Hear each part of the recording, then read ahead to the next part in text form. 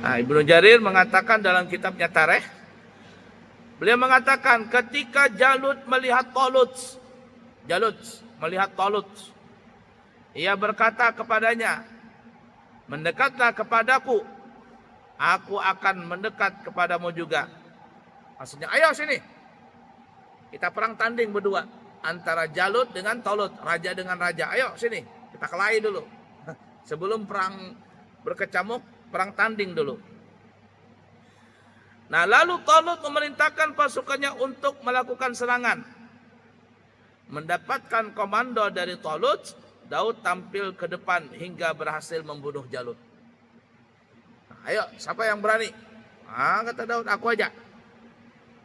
Nah, pertama dicomooh juga. Ini badan kecil nih mau berani lawan Talut, berani lawan Jalut. Tapi akhirnya menang.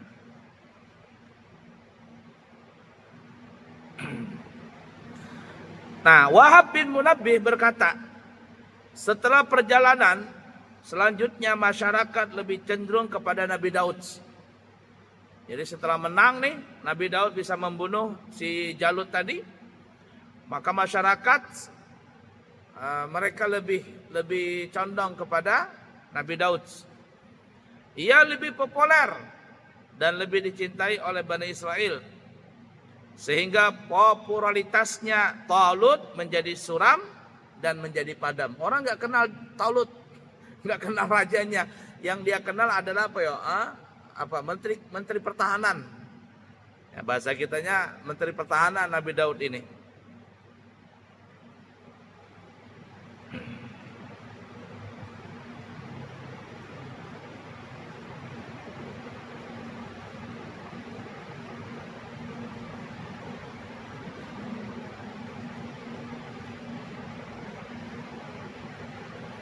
La ilaha illallah.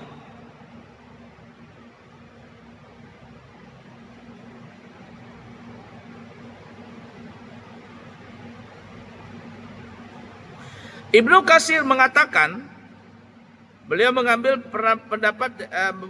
pendapatnya Sa'id bin Abdul Aziz. Apa yang dikatakan Nabi Daud berhasil membunuh Jalut itu di istana Ummu Hakim. Udah tahu di mana istananya ya? Itu namanya istananya, di depan istana yang bernama Ummu Hakim. Dan ada sungai di sana. Ya, ada sungai. Nah, jadi pembunuhan si Jalut itu di depan istana Ummu Hakim yang di sana ada sungai.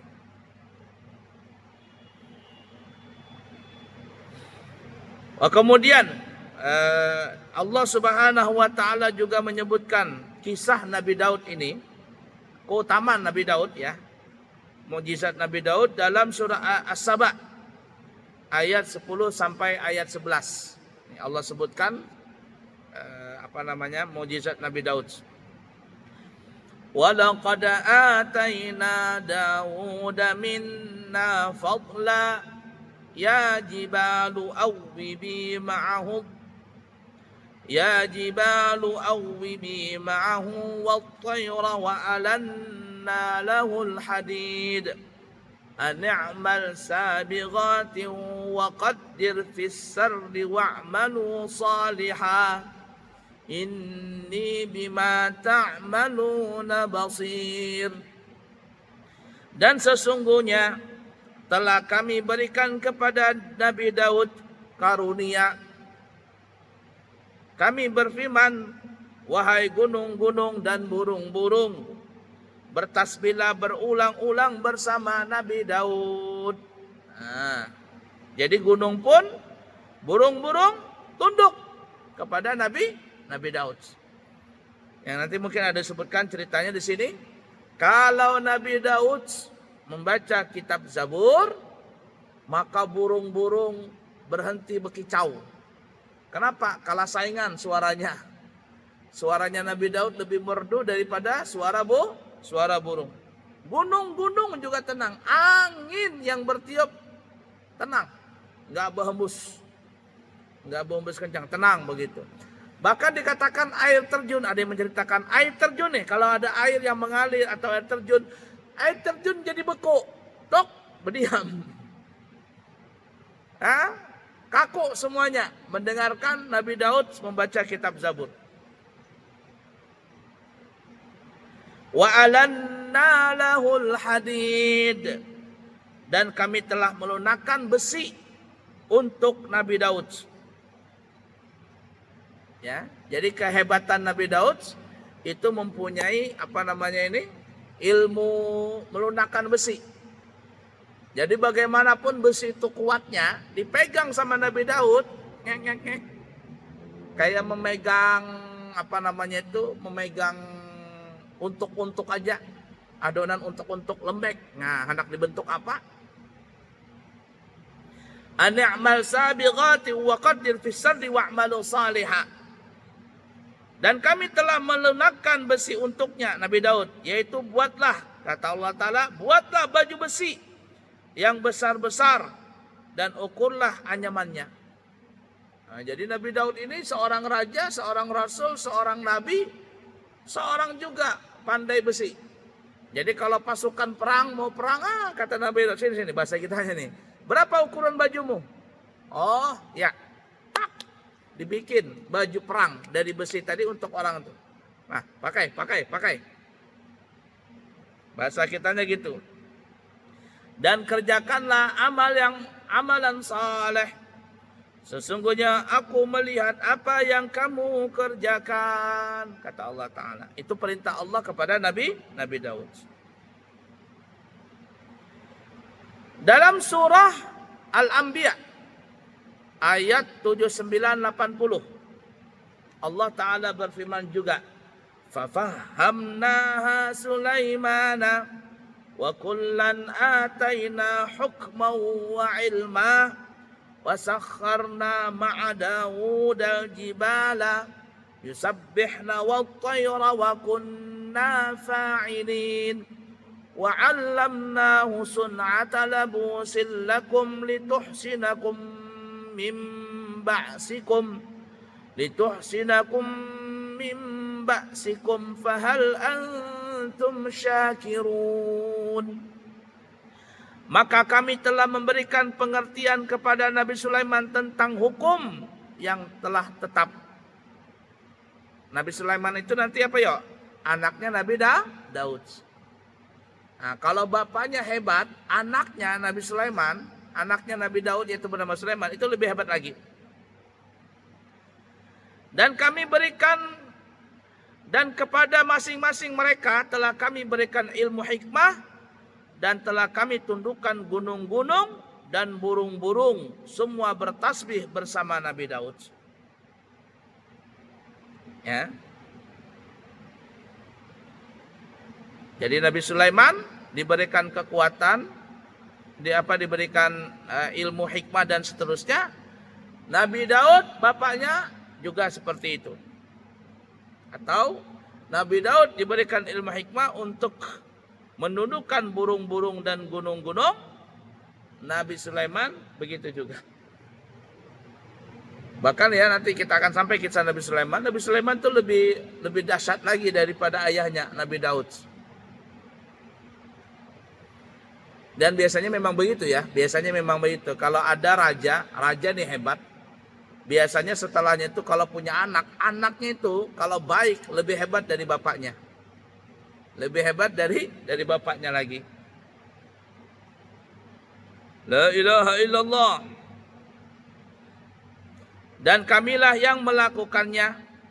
Dan telah kami ajarkan kepada Nabi Daud membuat baju besi untuk kalian, guna memelihara kalian dalam peperangan. Maka hendaklah kalian bersyukur. Nabi Daud bisa melunakkan baju, melunakkan besi untuk dijadikan baju perang. Kalau menurut riwayat burung-burung itu tunduk mendengarkan Nabi Daud kalau membaca kitab Zabur.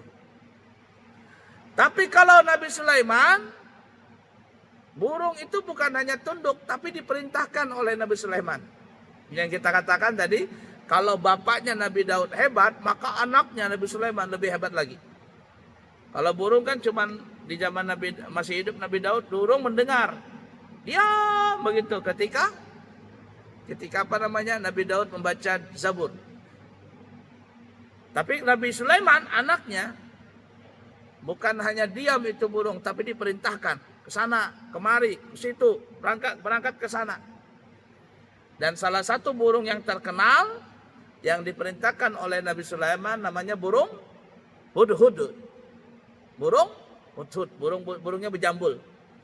Sampai sekarang burung hudhud itu masih ada. Tapi burung yang hudhud yang diperintahkan oleh Nabi Sulaiman, apakah masih hidup atau meninggal? Wallahu alam. Dan burung hudhud yang diperintahkan oleh Nabi Sulaiman untuk memata-matai dan mengirim surat kepada Ratu Balqis, itulah burung hudhud yang masuk surga. Burung hudhud satu aja yang masuk surga. Nah itu Nabi Sulaiman.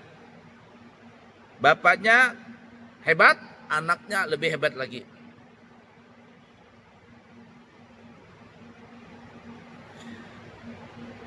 Nah yang dimaksud Nabi Daud itu bisa membuat baju besi adalah Nabi Daud mempunyai keahlian untuk membentuk besi menjadi lunak dan akhirnya menjadi baju besi. Tujuannya apa? Untuk melindungi bala tentaranya pada saat perang menghadapi musuh-musuh. Allah Subhanahu wa taala memberikan petunjuk dan cara membuatnya. Ya, sehingga Allah tadi katakan apa ya? Kami ilhamkan kepadanya untuk membuat besi lunak. Jadi Allah kasihkan ilham, kasihkan wahyu. Nah, bikin nih. Otodidak bahasa kitanya, langsung Allah yang ngajarin bikinnya. Bikin baju besi begini, caranya begini, topi baja begini. Masya Allah.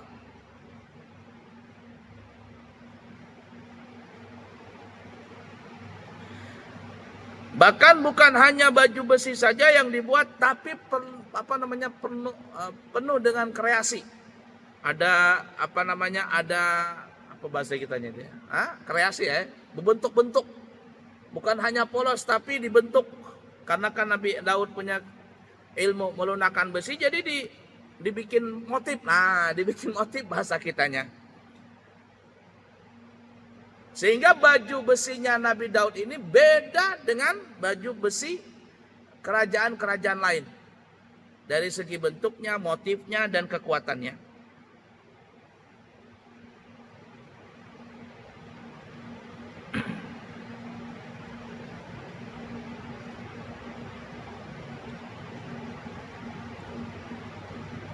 Nah, karena Nabi Daud ini langsung diwahyukan oleh Allah cara membuatnya, sehingga para ulama mengatakan bajunya Nabi Daud, ini apa ya bahasa buatan Nabi Daud ini, apa bahasa kitanya itu eksklusif. Tidak ada yang bisa membuatnya selain Nabi Daud, sehingga apa dikatakan baju besi atau baju perangnya yang buatan Nabi Daud ini asli. Tidak bisa pecah, ditembak, diapain, nggak bisa robek itu baju besi. Kalau bertimpasan dengan parang, mentul parangnya yang tumpul, bajunya nggak bakalan tumpul. Ditimpas, dipanah, ditobak, nggak bakalan pecah itu baju. Jadi besinya besi berkualitas. Nabi Daud tahu tuh bagaimana datang besi ini yang bagus ini. Bahasa kitanya kan apa ya? Besi tuha kah? Ada besi anum, ada besi tuha. Itu orang yang punya seperti itu ada ilmunya. Bisa jadi orang pandai besi itu ya. Mungkin dia punya ilmu keturunan darah dari Nabi Daud itu. Yang pandai besi, yang bisa bikin pedang, bisa bikin kampak, parang. Kalau di Banjar itu daerah mana yang bisa itu? Bebuhan apa ya? Bebuhan negara lah. Ada Amuntai, ada satu daerah namanya daerah Nagara. Itu penduduknya pandai dalam membuat buatan-buatan dari besi, terutama parang dan sebagainya. Nah, bisa jadi mereka itu punya darah yang berkaitan dengan Nabi Daud, sehingga pandai dalam mengolah besi menjadi senjata.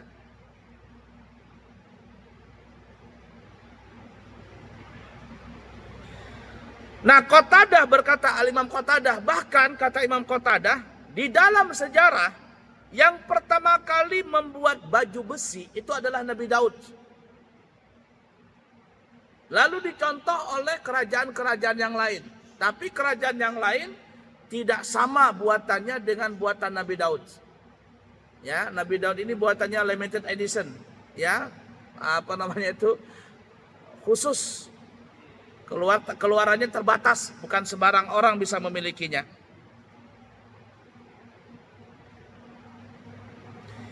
Dan Imam Ibnu Syu'adzab beliau mengatakan Nabi Daud itu membuat baju besi dan juga beliau menjualnya. Satu baju besi dijual dengan harga 6.000 dirham. 6.000 dirham.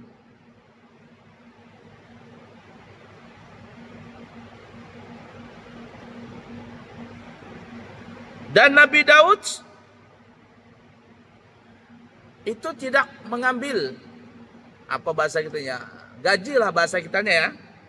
Jadi Nabi Daud itu ada yang mengatakan setiap hari membuat 3 biji baju besi. Satu dijual untuk keperluan pribadi, satu baju dijual keperluan untuk disedekahkan, satu lagi adalah untuk keperluan yang lain. Dan beliau membuat kerajinan itu adalah untuk biaya hidup sendiri. Jadi bukan mentang-mentang jadi raja lalu mengambil fasilitas kerajaan. Ya kan ya? Tapi beliau bisnis juga. Walaupun seorang raja tapi beliau berbisnis sehingga rezeki yang beliau makan adalah dari hasil jerih payah beliau sendiri. Wallahu a'lam bishawab. Cukup dulu, insyaallah nanti kita sambung lagi kisah Nabi Daud. Mohon maaf, mohon ampun. Subhanakallahumma wa bihamdika asyhadu an la ilaha illa anta astaghfiruka wa atubu ilaihi wa akhirul kalam. Wassalamualaikum warahmatullahi wabarakatuh.